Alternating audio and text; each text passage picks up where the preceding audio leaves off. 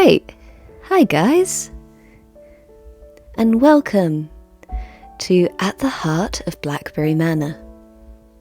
I was taking a look around at some potential new games that I could play, and I was specifically searching for, I believe what I wrote into Google was Gothic, Cottagecore, Otome games, and this came up. This is a demo, so this game isn't complete yet, but it looks absolutely adorable and has some of the most gorgeous art I've seen in ages. And it really seems to be a bit of an unknown gem, so I am gonna play it. I think I'm the first person on YouTube to do a playthrough of it, so that's kind of exciting. So I think this will be a nice game for us to play together, you know, just maybe for an hour or so. Something relaxing, something calming. And yeah, let's check it out. I'm always going to gravitate towards a protagonist that has reddish pink hair because, surprise, surprise, I have red hair, so I'm a little bit biased. Anyway, without further ado, let's start. Oh, look at the artwork. The illustration is so pretty. Oh, yes, this is everything that I love, and I'm thrilled already. It hasn't even started yet, and I'm excited. This is the kind of level of artist that I aspire to be. I don't think I'm this good yet. My friends would say otherwise about my drawing skills, but this is... yeah. Anyway, let's begin. The pitter-patter of the rain fully awakens you from your slumber. You look around to find yourself in the same quaint room that you've called home for little to over a month now. To your left, an arrangement of white roses sits in a little vase atop your bedside table. Like every morning since moving in, fresh buds greet you, replacing yesterday's withered ones. Aw, is the doctor giving me flowers every morning? Well, that's nice, I like that. You struggle to remember if you had ever mentioned your favourite flower to him, though this question doesn't linger too long on your drowsy mind. To your right, a vial is already awaiting you. You've gotten quite familiar with the substance within it. The music is pretty as well, though you wonder if it's always tasted this sweet, or if this has been his doing as well. You trade the comfort of your nightgown for the discomfort of your corset. We wear corsets? Hell yeah, I love a good corset. This one isn't as restricting as the ones you'd customarily wear, though it was much more suited to your preference. Your mother would have likely disapproved of it. Then we should absolutely wear it even more. To rebel. As you look into the mirror above your vanity, a maiden stares back at you. Oh, I'm so cute! She's so pretty! Oh, I love her design. What's her name? Okay, let's just go with Regal because that's who I am. That is my name on this channel. You wonder if you should apply some powder. Oh, I'm so adorable. I love this. Suddenly, a harsh gust of wind prompts you to turn to your window. I actually don't know how old this character is. I'm just going to assume that we're in our 20s. Like me. And if she's not, she's in her 20s now. You're met with the picturesque view of a garden surrounded by brambles. It makes you think back on the weeks you spent at Blackberry Manor. The weeks you spent in his company and care. You put a hand on your heart. A useless attempt at calming down its fluttering. Ooh, we like the doctor. You quickly shut the window, for you wouldn't want to get any sicker. Oh, the music is so calming. I really like this. This is exactly what I needed. Before making your way to the dining hall, you hastily flatten out your dress. It'd be improper it be improper of a lady to have any wrinkles after all. This is so charming. Hey, Doctor. Alright, but before we do, let's look at everything around us. It's so goth. I love it. I love everything about this. I'm so excited. What a gem. What a gem I've discovered. Now, Victor, what will your voice be? You seem very calm and kind of tranquil looking, but you have an air of authority. Regal, you're awake.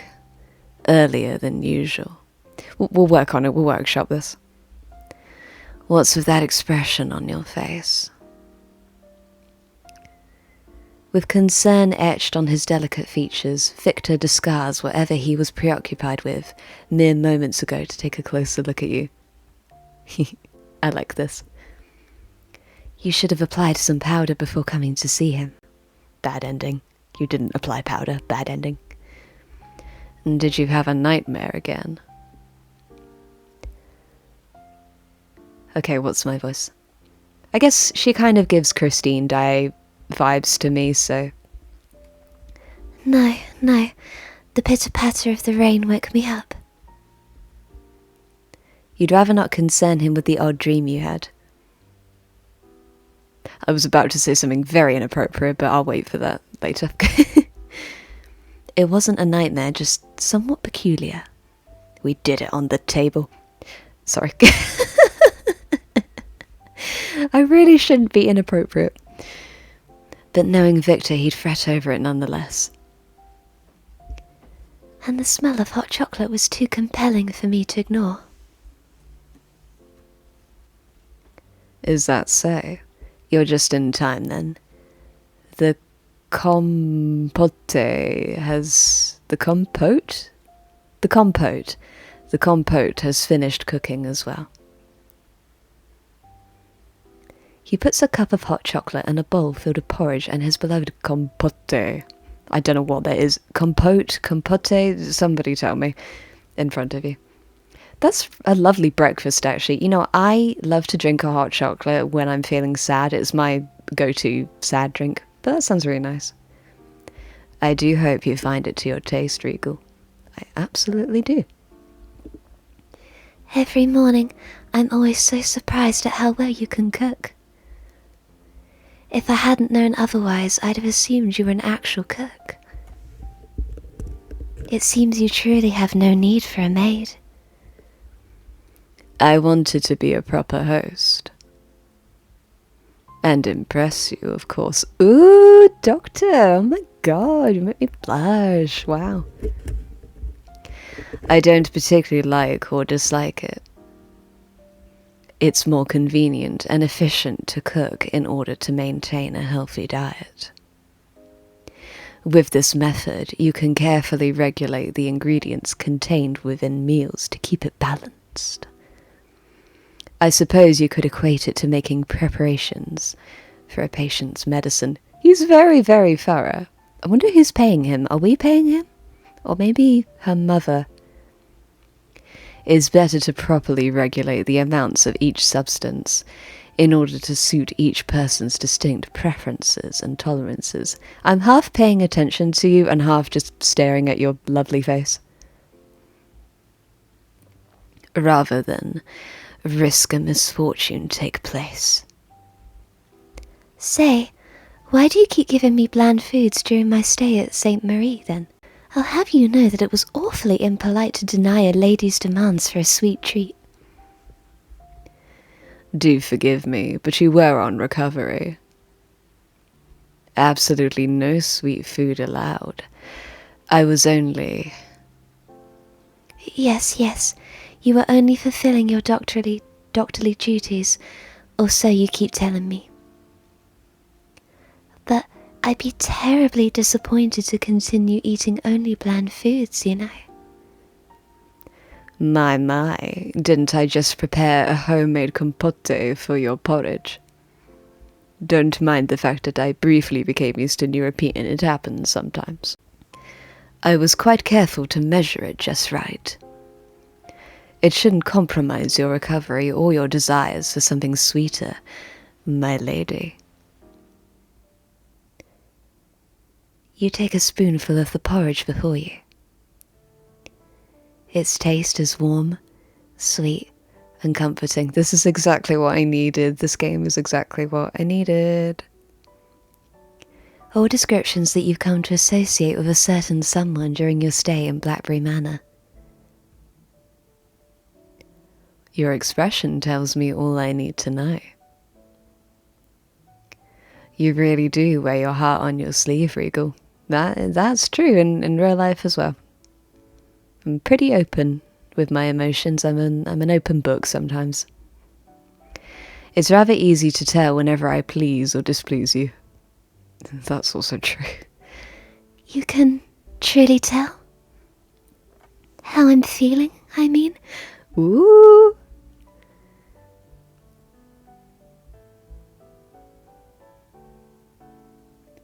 Regal, it's unbecoming of a lady to show... Is this my mother's voice, or is this an internal dialogue? I don't know. Regal, it's unbecoming of a lady to show feelings.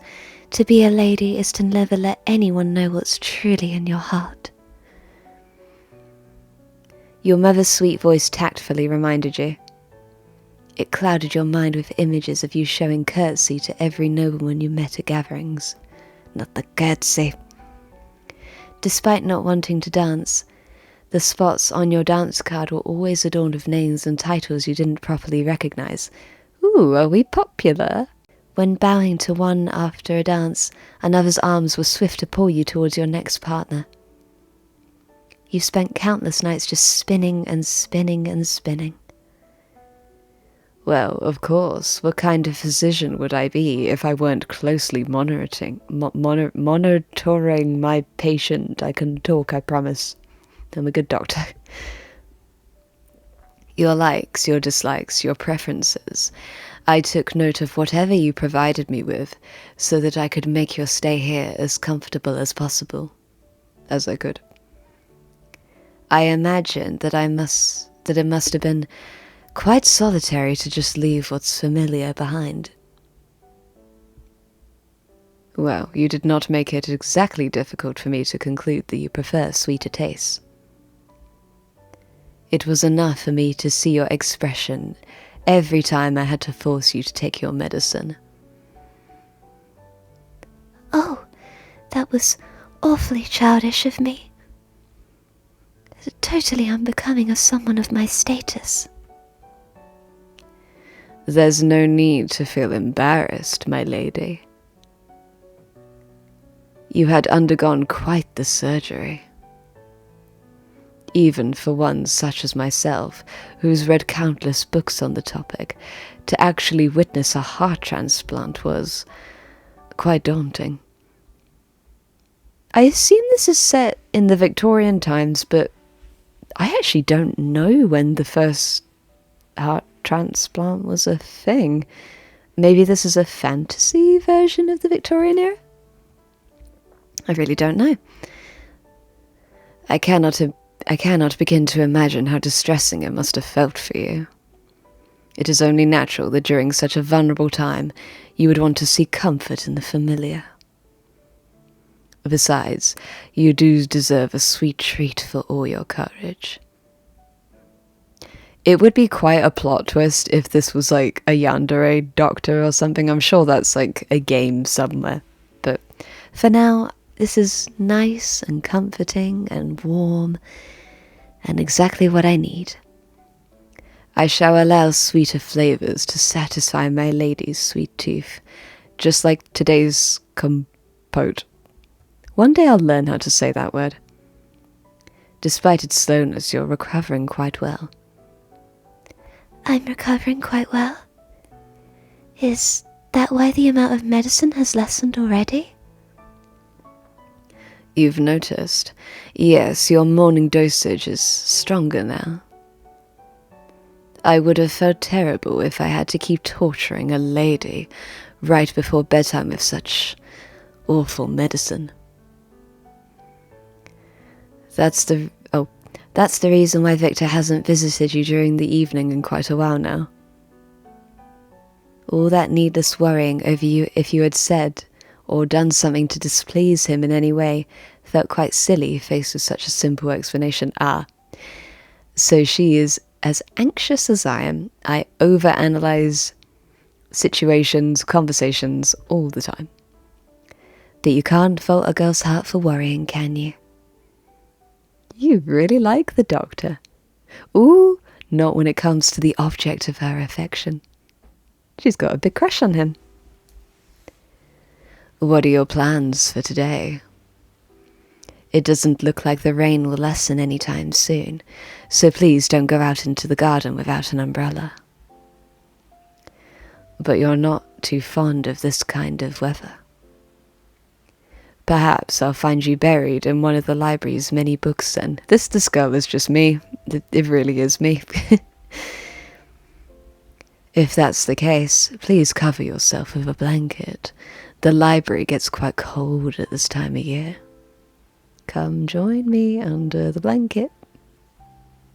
I wouldn't be opposed to hearing the sweet melodies of your harp either. A talented musical patient.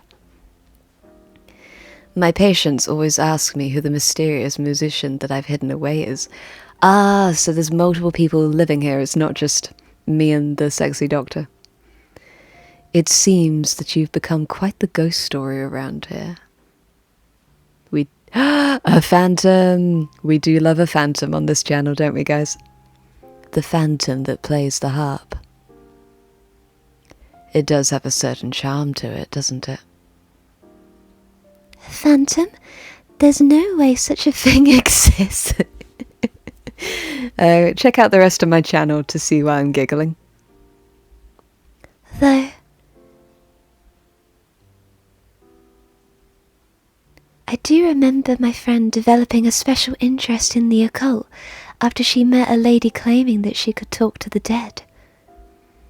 She's even participated in a séance. This game was made for me. This is perfect. Scientifically speaking, such a thing couldn't possibly be, right? How could Alice fall for such an obvious lie? I absolutely do not believe in the supernatural. Forgive my inquiry, but are you frightened by ghosts? So it seems. Once again, your expression betrays you, Regal. But there is no need to worry yourself over the supernatural of all things. They are just stories, purely for entertainment purposes. I'm gonna save, actually. There we go. Just in case. Is it not amusing to tell each other a tale of ghosts and ghouls once in a while? I'm partial to them as well. You're partial to ghost stories? That certainly explains the shelf on the upper left of the library. It's filled to the brim with such tales. Ghosts and ghouls, forbidden encounters with blood-sucking creatures, transformations dictated by the moon. I wonder if he's got Twilight on there. How absolutely absurd. My, now you're hurting my feelings, Regal. While stories like that may not be entirely based on reality, they can reflect a surprising amount of human emotions and touch upon compelling speculations. I urge you to read one. Who knows, you might come to enjoy such stories as well. For a man supposedly devoted to science, Victor did always have such peculiar interests. They're displayed all throughout the manor. You couldn't quite understand his fascination with stories tied to the occult of all things, but you suppose there's no harm. I recently watched the latest adaptation of Frankenstein with Oscar Isaac in it, and yeah, it's reminding me of this. Like, Well, I mean, this game has reminded me of that. I mean, just, a doctor that's interested in, the supernatural and science and all that sort of stuff. Wait, Victor! Victor! Oh my god, I didn't make the connection! Victor Frankenstein. I didn't even... how did I not realise? Okay, interesting. You're partial to detective stories yourself, after all. The thrill of mystery and the search for the truth is quite appealing, not too different from the mysticism of the supernatural. Well, I suppose the weather is quite fitting for one such story. Perhaps I'll take a look. But I was thinking of keeping myself occupied differently today. Hint, hint, hint. Say, you wouldn't mind if I invited you to afternoon tea, would you? Certainly not, but don't we already have tea every afternoon? We do. But this is totally different. How so? I'd like to be the one making the sweets and brewing the tea for today's tea party. I had the idea of picking the last of the blackberries in the garden before harvesting season is over. I've never seen the variation that surrounds the manor anywhere else, so I went to the library and did some research on them. Regal, I know I have just assured you of your steady recovery, but you should not be straining yourself too much. Oh, she looks so sad and disappointed. You are still quite frail. I absolutely cannot allow strenuous or otherwise tough tasks. How strenuous is it to pluck some blackberries and bake a pie? I promise I'll be fine. Well, baking can be stressful. Is that no good, Victor? Disapproving ... You can do as you please. Just wear something warm when going outside to pick the berries. And look out for any fawns. He's very protective. If there's anything you can't handle by yourself, please call for me. You must promise me that. What if there's a werewolf in the woods? Yes, I promise I'll be most careful. How spirited. But that's just part of your charm, I suppose. Ooh, flirty. I quite missed it. Is he blushing too? Let us finish breakfast first, shall we? Oh my god, the artwork. The artwork for this game is glorious. I can't even believe what I'm looking at. This looks like something straight out of like a 1920s Art Nouveau postcard. I'm obsessed. I'm in love. Gorgeous. Please, if you're watching this, leave some comments talking about, please compliment the art style so the game developers can see it. This is stunning.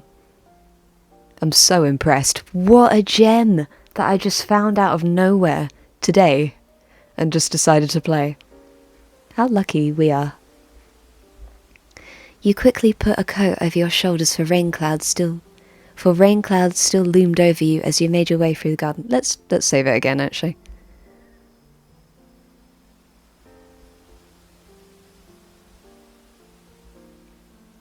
Despite the fogginess, you couldn't help but admire the stone walls adorned with cascading clusters of mauve flowers. They bear a striking resemblance to dangling grapes. Musky, pungent and alluring, you note. These were undoubtedly wisteria vines. It's best not to linger for too long, lest you get too charmed and become unable to escape their sweet and all-consuming scent. You wouldn't want to catch a cold, would you? Not when Victor has been so tirelessly working on your recovery. The further away from the house you walked, the more unkempt the scenery around you seemed. Perhaps the look of overgrown foliage and unruly wildflowers didn't bother Victor. Despite your time here, you can't seem to remember if you've ever encountered the gardener of the manor. Surely there must be someone who tends to the conservatory's flowers. Or perhaps Victor himself does. You think back to the little vase atop your bedside table and the fresh flowers that greet you every morning. How lovely it'd be if Victor had grown and cared for them himself, the same careful way he does for you. At last, you reach the blackberry bushes. With a slight tug, a berry pulls free and lands on your hand. It shines like a small burgundy gem. You've never tasted a blackberry before, much less the rare variant that grows all around Blackberry Manor. Curiously, you decide to take a bite from it. What a sharp, disagreeable flavour. This cannot be right. You can ascertain if the blackberry is ripe or not by looking at its skin. If it's rather dull and dark in colour, you should pluck and eat it for those are fully grown. You recall the words from the book you've read. It seems that, despite their vibrancy, the purpley ones are unripe, not mature enough just yet.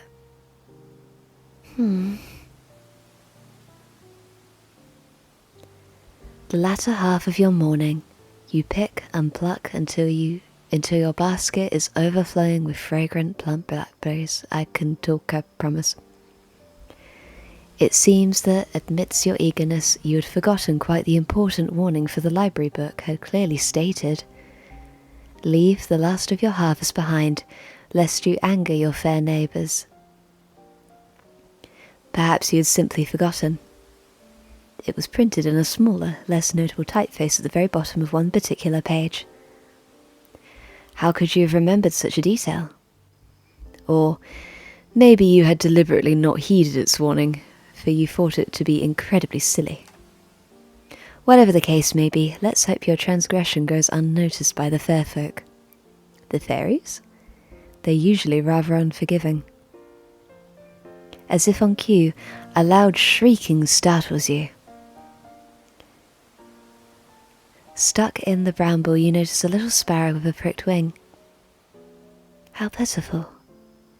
Your heart seems to be in the right place, for you try to reach out a hand towards your feathered friend.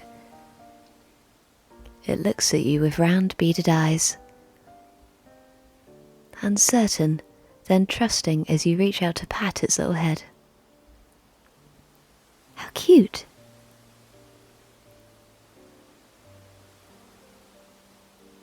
Unfortunately, you don't seem to be the only one who noticed this little sparrow's misfortune.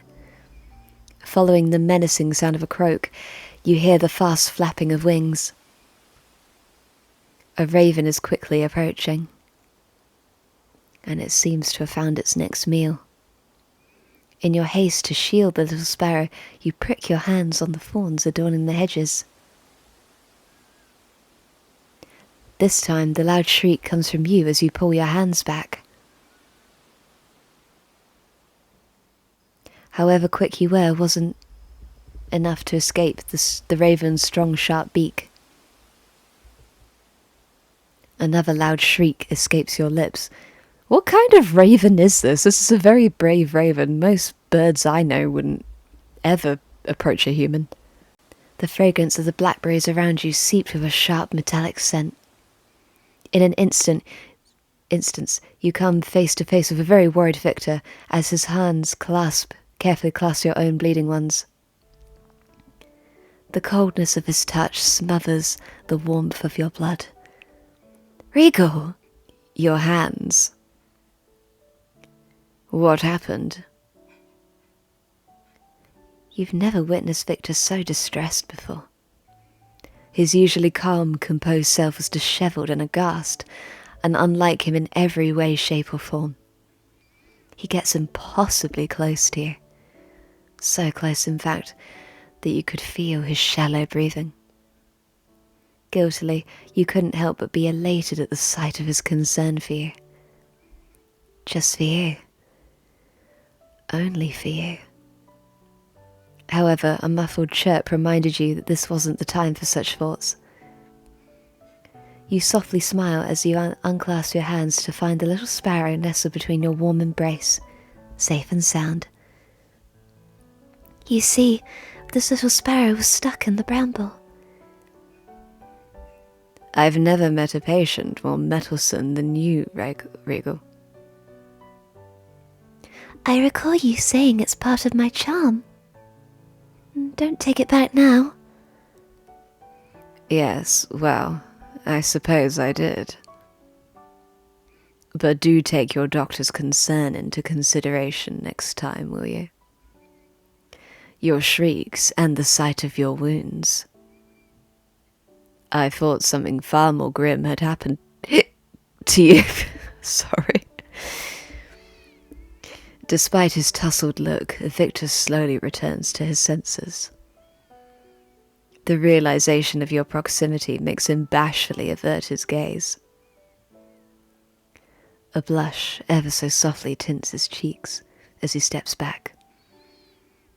He doesn't unclasp your wounded hands from his gentle grasp either.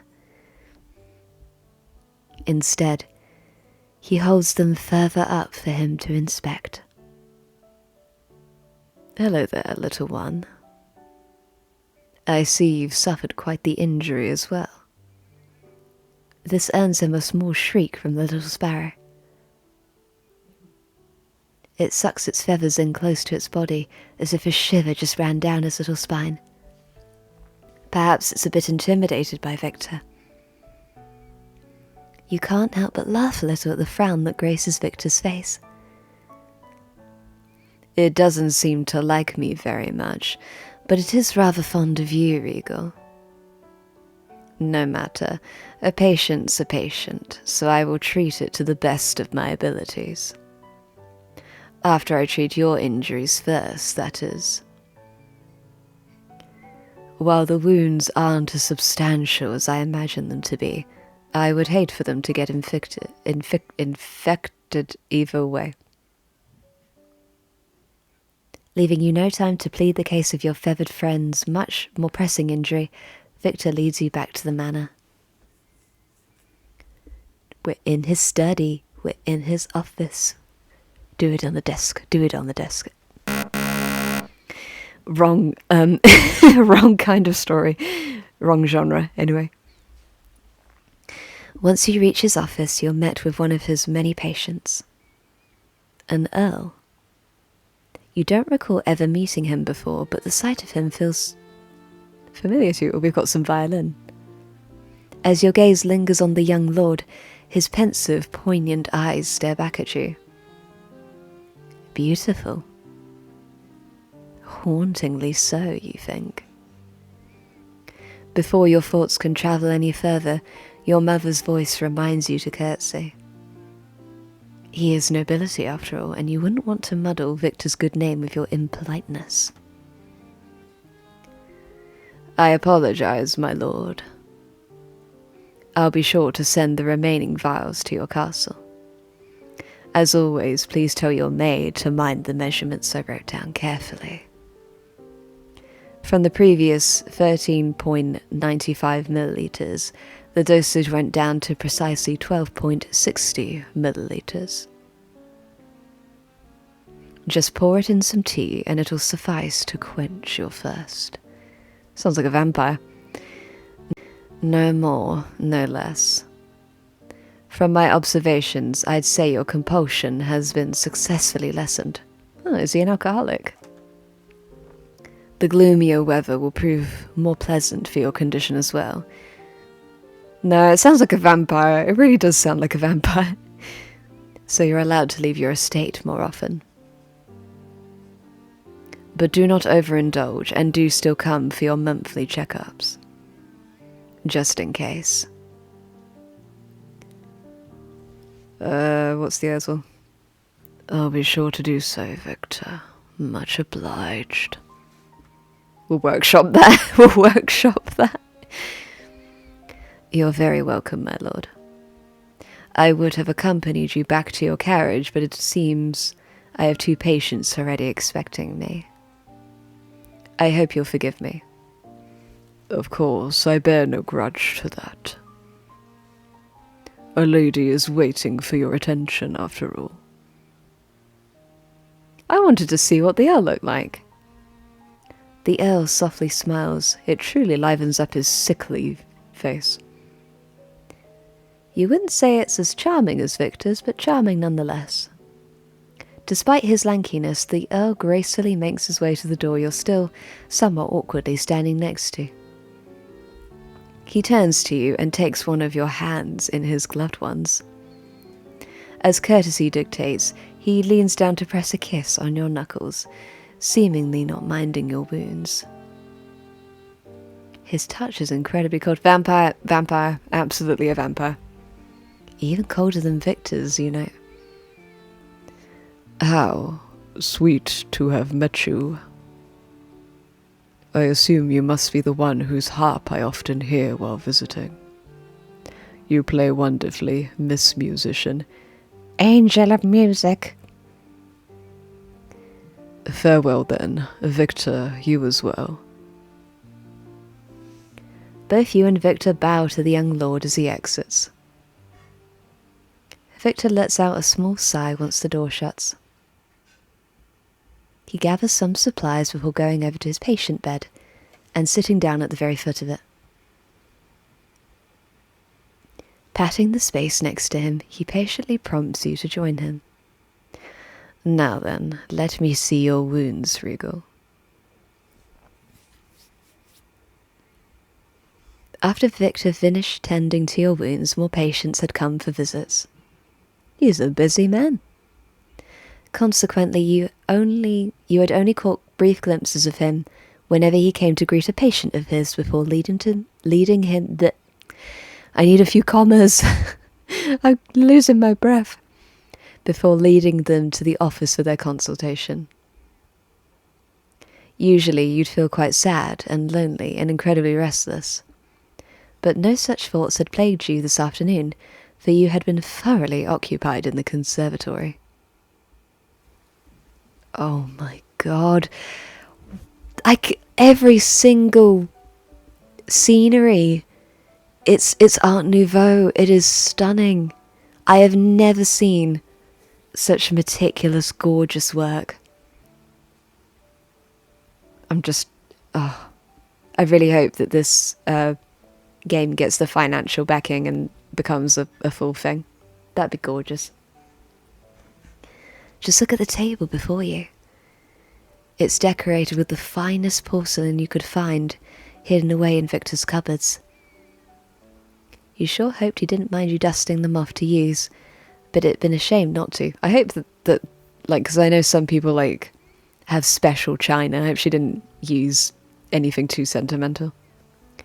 Freshly baked scones, homemade jam, fragrant tea. I do love a good tea party.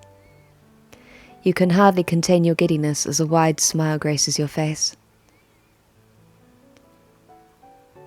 Victor's chuckle makes you look up at him with bashfulness. Don't mind me, I was merely enjoying the sight. Say, this tea smells somewhat unusual. It's not the familiar floral scent that you seem to enjoy so much. I discovered when I went to Japan, hibiscus tea. I really enjoyed that, and I do have it quite often now. I'm sensing some citrus notes. Was there a particular reasoning for the change? You truly are perceptive, Victor. Today's tea isn't our usual rose tea. As for the reason behind the change, I noticed the darkness under your eyes. Your complexion has always lacked some colour, but it has been much paler than usual. I just don't want you to get sick. My apologies, Regal. I did not mean to concern you. It would be a problem if the doctor himself got sick. My restless nights must have reflected upon my appearance. You still look lovely. I was simply worried.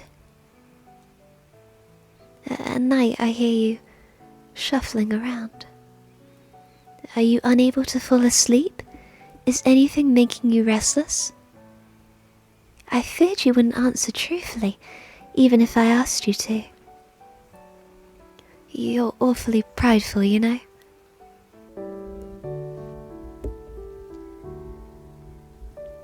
I had no other option but use today's tea as a farce of my true motives. How did your worry for my well-being turn into slander so quickly? But brewing a special blend just for my sake. No one has ever been as considerate as you towards me. I'm unsure of what to do. How about you just enjoy my company, with no other thoughts plaguing your mind for today?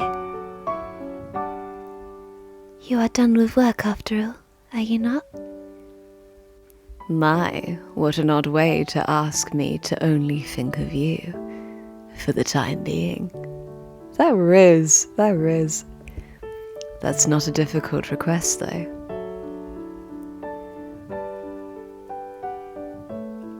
Oh, cute. Not when you always command my attention whenever we cross paths already. My apologies. That may have been a tad improper of me. Shall we just enjoy each other's company then, my lady? Your wonderful tea and treats as well. The atmosphere was pleasant, light-hearted and sweet.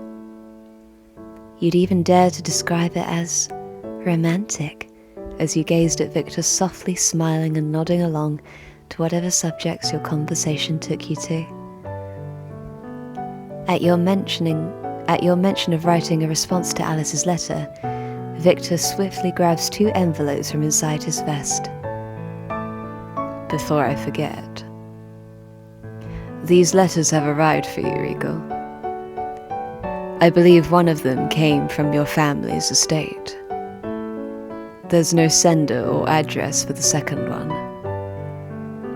Victor hands them to you. You're immediately captivated by... Oh, I get to choose for the first time. The one with the crimson carnation, the one with the odd stamp. Crimson. One of the envelopes had the imprint of a carnation flower. The music stopped. How ominous. Its crimson colour conjured up images of a certain lady. My mother! A poised and graceful and patient and utterly imposing lady. My mother! Her likeness both inspired and terrified you. Okay, so mummy issues, for sure. This has been the second letter she had written you that you'd rather leave unopened. You didn't dislike your mother. Not entirely. She was nurturing and kind and put your welfare above everything else, but, I'm sensing a but, even your own wishes. She'd have certainly preferred a daughter who's more proper, more beautiful and docile. Oh dear. Someone carved in her very image. Someone whose hand in marriage she could proudly offer up. And maybe that's how she created her own heartache. Through expectations that you'd never be able to meet. Though your mother was undoubtedly kind, for she would never chastise you, not even when you committed a mistake so grave society would have certainly disapproved of. If it weren't for the disappointment in her gaze, you'd believe the practiced smile she puts on. You decided that you did not want to open her letter. Not now. Maybe not ever. Whoa! You feared its contents would lead to your own heartache. Being separated from the familiar can be quite distressing. I was concerned you would feel unhappy here and miss home. The tone of his voice took you by surprise. It was honeyed as usual, and yet throaty, as if something had upset him greatly. You didn't understand why your heart felt comforted, but you're certain it was tied to Victor. And maybe that meant your expectations could be met by someone. That thought made your heart feel very warm. I feel more at home with you than I have anywhere else. I'm glad you seem to like it here. The manor feels less lonely with you here as well. You felt a smile grace your face once more. Victor's candidness always cheered you right up. It had been quite unexpected the first few times you had witnessed it. But it had soon become one of your most adored aspects of him. He must have felt a bit bashful though, for he quickly cleared his throat. Let's set these aside for now, and leave your worries behind.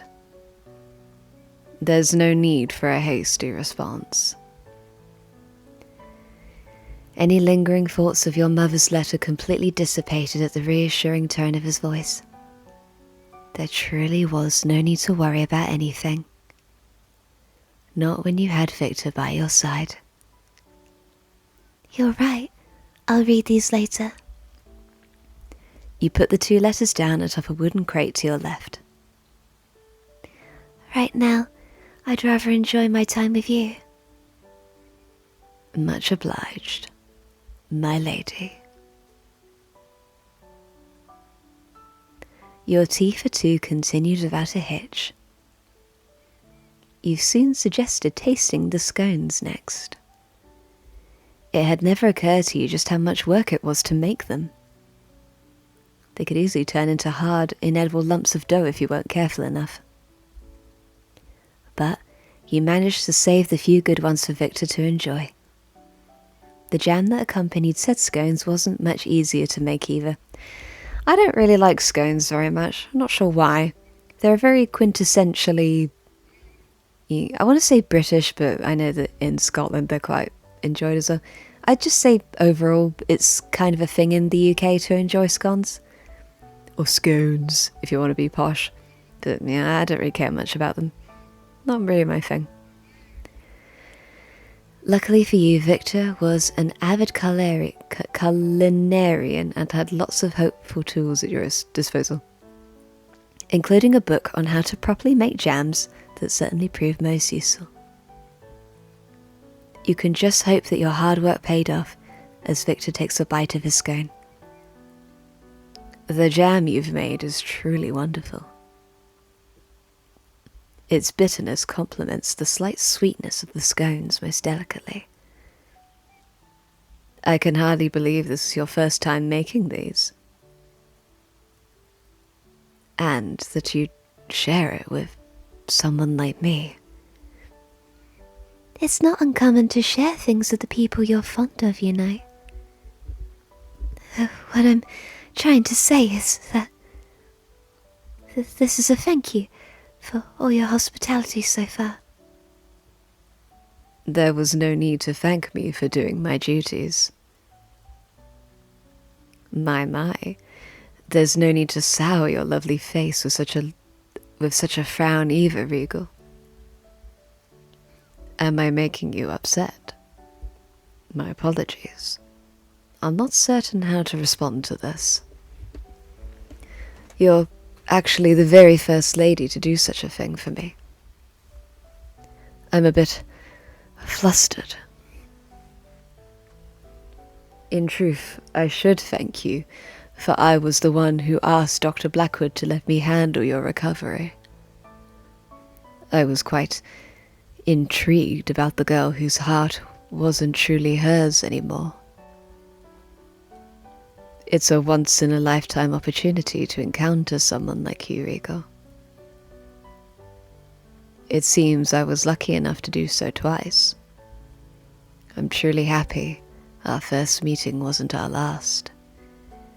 As you suspected, the one who led you to Victor truly was your heart.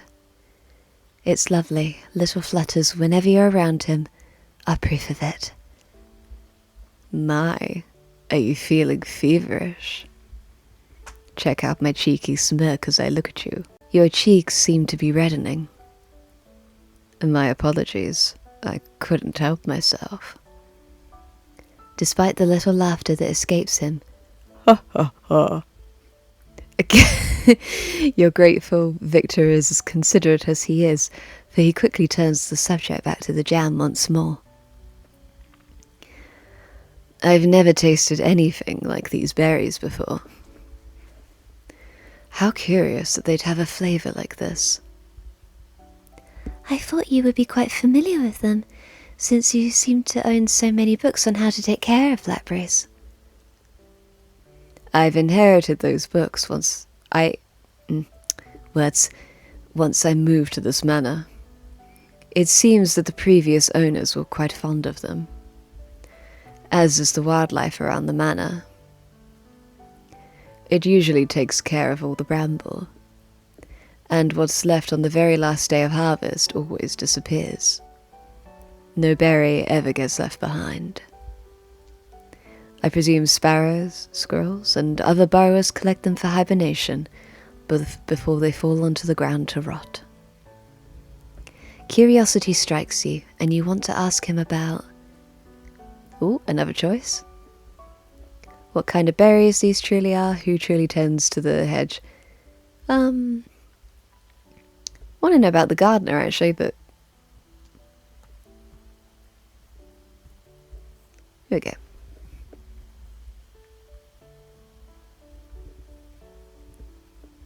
Despite Victor leaving them to the wildlife, all the hedges look well taken care of, as do the flowers in both the conservatory and the garden.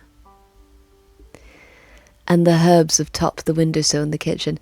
By the way, I was actually wondering if maybe she picked the wrong berries and she's actually accidentally poisoned them both somehow, and I don't know. Maybe that's a bit too dark for a demo, I don't know. Say, does someone take care of all the plants around here? I've never seen any gardener around the manor. Yet, everything looks so full of life. It'd be too much work to maintain it all on your own, wouldn't it? So you say, yet I do all the work around the manor myself. Would it truly be so unfathomable if I were the one tending to its greenery as well? That certainly ties in with the lack of maids, cooks and other personnel. My God, this man does everything. He's so competent. He must have really good arms if he's doing all the gardening. It seems that no one else besides Victor dwells within this manor. Ever since your first week here, you had a hunch the two of you were all alone. Oh, so you are alone? I thought they were... Oh, I guess maybe they come by and visit, but maybe they're not staying long term like her. But it was unheard of having the lord of the house do the work of servants, much less having no servants at all. You must be wondering what my reasoning behind all that is. Your curiosity is written all over your face, Regal. Victor lets out a chuckle before clearing his throat. If you want tasks done correctly, you should do them yourself. That's a belief I solemnly live by. It ties back to the medicine I concoct for my patients as well. It'd be meddlesome for things to get messed with, even if involuntarily. It's a matter of efficiency and responsibility. Victor has always been thoughtful, measured and deliberate. He never cut corners, nor did he let his temper get the best out of him. What a good, gentle man. It was evident that his methodical manner encapsulated his very own essence. That much you had deduced during your stay here. And yet, parts of him remained a complete mystery to you. Why did he lead such a loathsome life? Are his patients truly the only people close to him? What does someone who seems to perpetually work do outside of it? Does Victor even have any pastimes of his own? Your eyes shined with intrigue. I've never met any other quite like you. You're somewhat of a mystery. Is that so?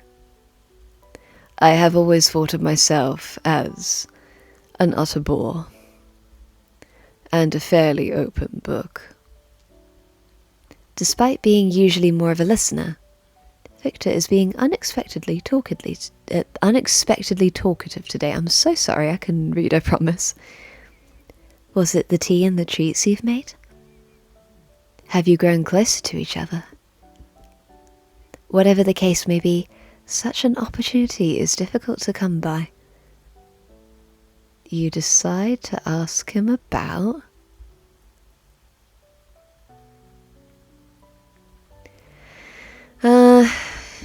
What does he like to do? Has anyone ever told you that you're awfully diligent? You take care of your patients, the manor, even a garden. Do you ever have time to just enjoy yourself? Oh, that's cute. I like that. Also, more Riz. I'm enjoying myself very much right now.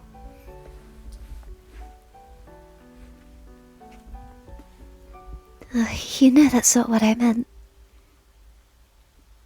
He lets out a little laugh before thoughtfully looking down at his teacup. When I first moved here, I started a collection of small specimen that I came across in the gardens. I did see that he'd got a lot of butterflies pinned up. Is that what he meant? Oh, sorry about that. And I've been researching them ever since. I suppose that counts as a pastime. That certainly explains all the displays of insects around the manor. Or, what if he's actually talking about her? Like, I'm so used to very dark yandere characters. I'm sure this guy is not like that. He's just probably chilling, talking about butterflies. You were wondering if it was just an odd choice of decor. But it does somehow fit Victor perfectly well. Prompting him to continue, you look at him expectantly. He clears his throat after taking a sip of his tea. I once noticed the remains of a butterfly trapped within a web. Its wings were of a vivid, iridescent hue that reflected the colours of the sky. It was certainly a sight to behold, and I couldn't help but lament its passing. Ooh, sadder music. I've always been quite intrigued by how to preserve life after death, though the answers have always been quite disappointing. The pursuit of that knowledge has only made me more uncertain. Victor gazed to the side at a small bed of blue blossoms with furrowed brows. Clusters of small sky blue flowers were dotted with sunny centres. The more he looked at them, the more pained his expression became. Your heart clenched in your chest. It wasn't sorrowful sadness that his face reflected, but a wistfulness that seemed to haunt him. And if he were longing for something that was likely lost forever. You aren't sure what kind of memories you had involuntarily reminded him of, but you decided not to pry any further. Victor could share it with you whenever he felt he wanted to. It wouldn't do your heart any good for a frown to remain on his face either. Silence settled as you both seemed lost in your own thoughts. Victor was the first one to break it with a soft sigh. My apologies, I shouldn't have. Such a subject is hardly suitable for... He coughs into a handkerchief. It was edged with delicate, intricate lace. And you noticed the embroidery of a symbol you didn't recognize. He scowled at it before stuffing it back into his trouser pocket. The tea you've made seems to have ruffled my throat a bit. Oh, maybe it was poisonous. By accident. You worriedly looked down into your teacup. Was it because you had altered the recipe? You see, when I first came across that blend, I was quite sceptical about its taste, though it supposedly has multiple health benefits. I did find it in a herbal blends book in the library after all. But I just couldn't fathom how well garlic tea would truly taste. Garlic tea? Oh no, I hope he's not allergic to lemon. You've poisoned your own doctor. Considering your preference for bitter tastes, I decided to add some squeezes of lemon instead of a sweetener to more appropriately conceal its taste. Was the amount of lemon you added much too acidic? Could that have been the cause for the discomfort to Victor's throat? Or is he truly getting sick and has been concealing it from you all this time?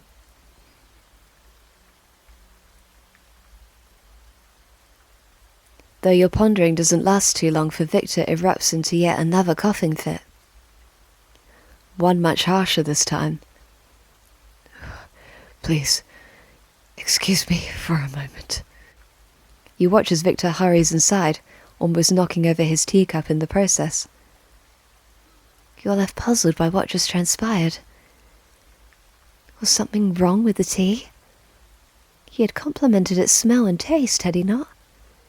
Perhaps he should have used honey instead of lemon as the recipe had stated.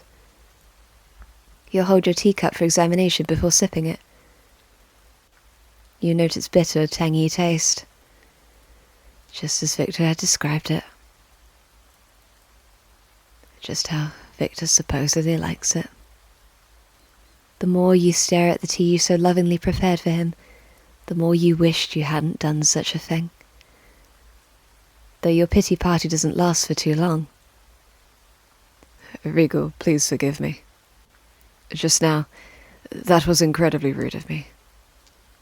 His voice sounds hoarse and pained, as if he hadn't quite recovered yet. He cleared his throat before continuing. The truth is, I'm terribly intolerant to garlic. And, by extension, leeks as well. Chives and shallots upset my stomach too, in all honesty. It's only natural, I suppose. They're all close relatives of each other. What I'm trying to say is that while I appreciate all your kindness... You have an intolerance towards garlic and leeks? Your confusion slowly turned into guilt. How could you have been so careless? Victor had always made it a point to ask if you had disliked any particular flavours. You should have extended that consideration towards him as well. Oh, please forgive me. I should have asked beforehand if you had any. You looked down at your teacup, too ashamed to meet his gaze. But his tender touch prompted you to look back up at him. There's no need for apologies, Regal. You weren't aware of it. I appreciate your kindness all the same. What a nice, sweet man. How patient. How cute. He offered you a reassuring smile. One you felt you absolutely did not deserve. But one that always made you feel much better. Your intentions were very sweet. But you're my patient, you know. Not the other way around. You needn't fret. nor wish for anything while I'm at your side. I want you to solely focus on your recovery. That's what's most precious to me. Your heart skipped a beat at his words, and you couldn't help but feel a bit selfish. Despite everyone around you, even Victor himself, wishing for your swift recovery, you couldn't help but long for just a little longer, to stay just a little longer by his side, in his company, in his care, as your heart whispered its heartfelt wish to whomever may answer. Your gaze instinctively wandered to a sea of blue, bell-shaped blossoms as they playfully swayed amidst the mist.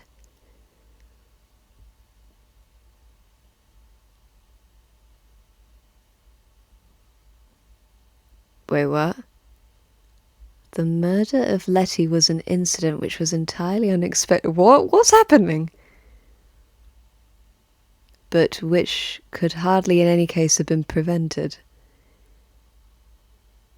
You see, the whole thing is a chain of logical sequences without a break or flaw.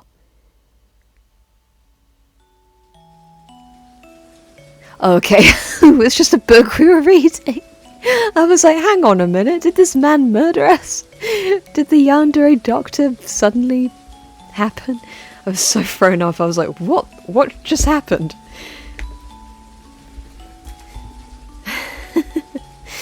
That's funny. You momentarily set the novel you had been reading, down. Your candlelight had dimmed almost completely, its flickering flame not enough to dissipate the gloom of the night. Patches of rain clouds had become one as they gathered, and painted the sky in the darkest shade of black. The gentle percussion of rain that had accompanied you throughout the day rose to a crescendo. Ooh, that's some good thunder. Really nice ASMR. Before a symphony of sparks stroke, and a scared shriek startled you. You turned to the little sparrow that had become your temporary companion. You reach out a hand inside the golden cage Victor had nestled him in. Don't worry, little one. We're safe inside the manor. He shakily nuzzles into your touch as you gently stroke his tawny feathers. He let out a giggle when he rubs his beak against your knuckles. He seems to be quite fond of you, and you of him. You were happy Victor was able to nurse your feathered friend back to health. I would really love to write a visual novel one day. I've got several ideas for visual novel Otome games, but it's sort of pulling it all together that is the main issue for me. One day though. He said he had some practice when it came to smaller critters, and that a bird wasn't much different from a bat. But the two seemed quite different from each other to you. You are no physician though. You just have to trust Victor's expertise. With fluffed up feathers, the sparrow shuffled along his perch and tucked his little head in. You had successfully comforted him, for he slept soundlessly once more. You should probably tuck yourself in as well. Victor always insisted that you slept early. He said it was an essential part of recovery. He'd certainly chastise you for reading novels late into the night again, and you would definitely not want to upset him. A frown just didn't suit Victor's face at all. Reluctantly, he looked down at your copy of A Case in Crimson, a Sherlock Holmes novel.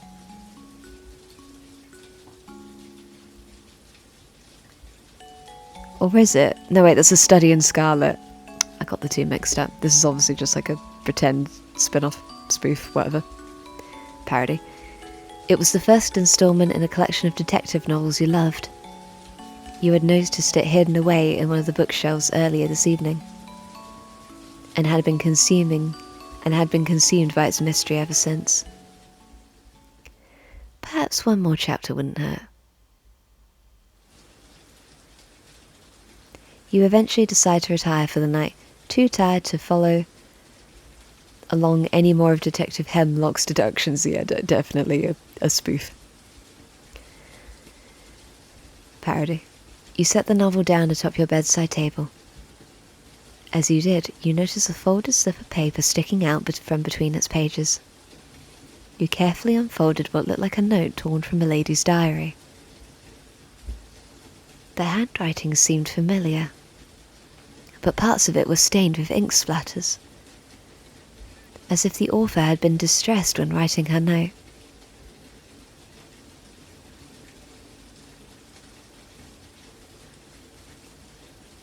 What is the meaning of this? What's a note like this doing here? And who left it behind? Your eyes shine with intrigue at the mystery. You try to prop yourself up with the help of pillows, but you have become much too drowsy, and your eyes much too droopy with slumber.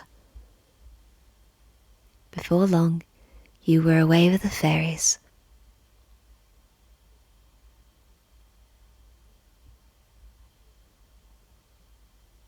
Hey, there we go, and that was the demo.